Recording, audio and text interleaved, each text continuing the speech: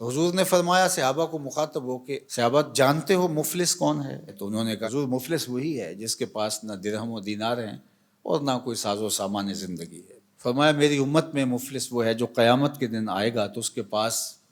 نمازیں بھی ہوں گی، روزے بھی ہوں گے،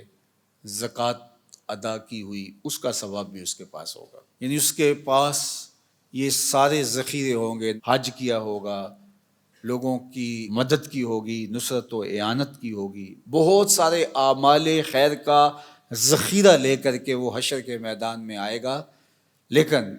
ساتھ ساتھ اس نے کسی کو گالی دی، کسی کا حق غصب کیا، کسی کا مال دبایا، کسی سے زیادتی کی، کسی پر جور و جبر کیا،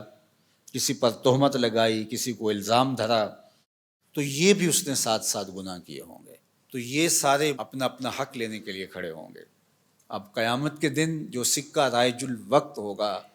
وہ یہ درہم و دینار تو نہیں ہوں گے، وہ اعمال ہی ہوں گے۔ تو اب ان گناہوں کا تاوان دینے کے لیے کیا ہوگا؟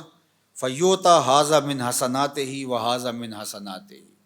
کچھ نیکیاں اس کو دے گا، کچھ نیکیاں اس کو دے گا۔ اب نیکیاں کم پڑ گئیں تو جن سے زیادتی کی ہوگی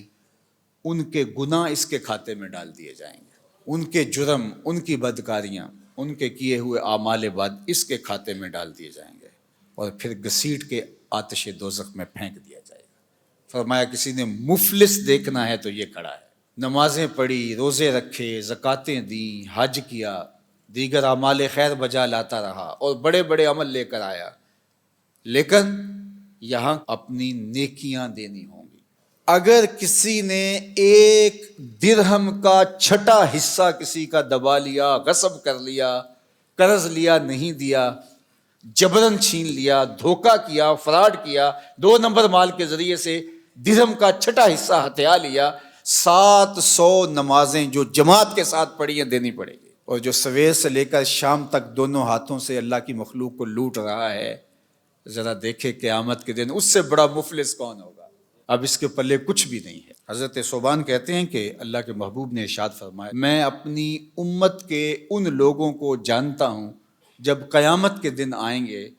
تو ان کے اعمال تہامہ کے پہاڑوں کے برابر ہوں گے، اتنے بڑے بڑے عمل اور چمکدار روشن عمل ہوں گے، لیکن اللہ ان اعمال کو یوں اڑا دے گا جس طرح ذرے ہوتے ہیں۔ تو حضرت ثوبان کپ کپا کے رہ گئے اور کہا حضور بتائیے وہ کون لوگ ہیں؟ تو آقا کریم علیہ السلام نے فرمایا وہ تمہارے ہی بھائی دوست ہیں، تمہاری طرح کے لوگ ہیں۔ وَيَأْخُذُونَ مِنَ اللَّيْلِ كَمَا تَأْخُذُونَ، جس طرح تم راتوں کو اٹھ کے حصہ لیتے ہو اپنا سحری کا، تہجد کا، سجدوں کا، وہ بھی تہجدیں پڑھیں گے، سجدے کریں گے، تمہاری ہی طرح ان کے اعمال ہوں گے، لیکن وہ ایسے لوگ ہیں اِذَا خَلَوْا بِمَحَارِمِ اللَّهِ انتہکوها، جب وہ تنہائی میں جاتے ہیں تو پھر اللہ کی حدوں کو توڑتے ہیں، ان کی تنہائی پاکیزہ نہیں رہتی، ان کی تنہائی ناپاک ہو جاتی ہے، تنہائی میں اپنے آپ پر قابو نہیں رکھ پاتے اور اپنے آپ کو برباد کر بیٹھتے ہیں۔ اللہ اکبر! آج کی تاریخ میں میں اور آپ